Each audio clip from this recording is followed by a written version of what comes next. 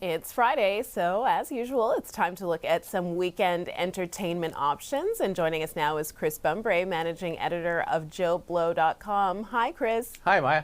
So let's start with what's new in theaters.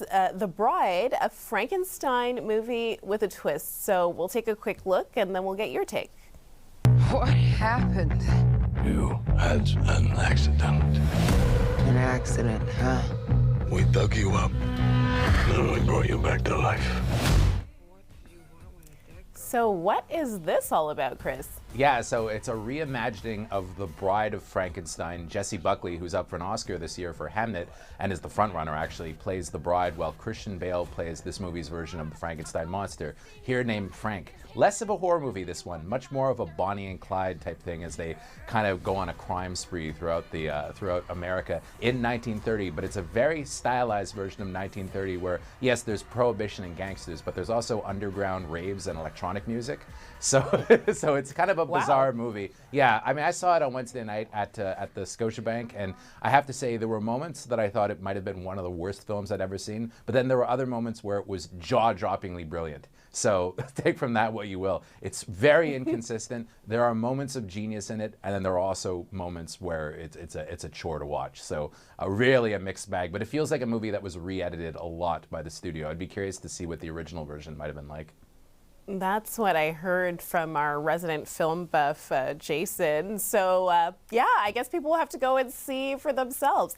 Okay, so sticking with, well, you said actually The Bride isn't really horror, but Not now really. we're going to dive right into horror. The Omen and The Exorcist, double feature at the Cinéma du Musée. It doesn't get much more horror than this. From my opinion, The Exorcist is still the scariest horror movie ever made. It's my favorite.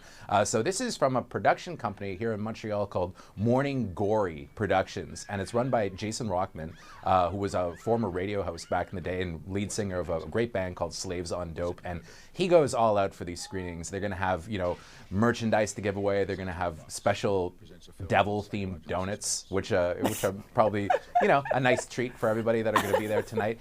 These are movies that are made to watch with an audience. And, given that they're 50 years old, I don't think any of us have actually seen them in theaters. So what a great opportunity. And I mean, Jason always goes all out for these things. I'm sure it's going to be a blast.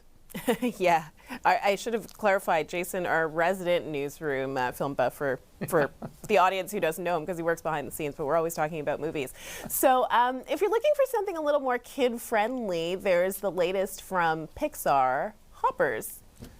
I really enjoyed this one. Pixar's been on a bit of a rough road the last couple of movies. They had one that came out last year, Elio, that was pretty terrible. But this is fun.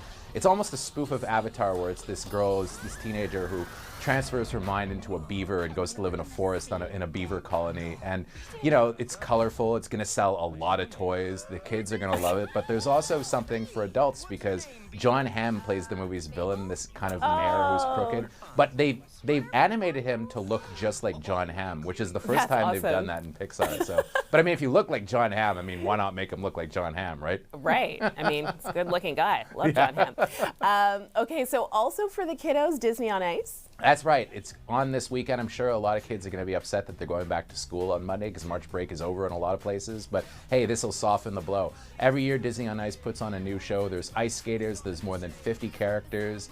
It's a blast for kids. It's at the Bell Center. It's happening all weekend long, but the last shows are on Sunday. So if you want to get your tickets, I would say get them now because they're going to sell out pretty fast.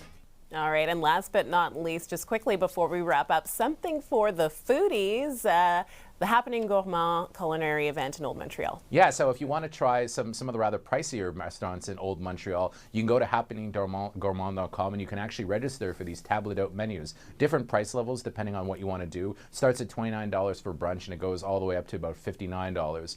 But it's a fixed price menu, and some of the best restaurants in town are up there, like Vieux Port Steakhouse, Modavi, and Maggie Oaks. So check it out if you're a foodie. All right, sounds good. Thank you, as always, for the suggestions, Chris. We appreciate it. My pleasure, Maya. Thank you for having me. Have a great weekend. You too.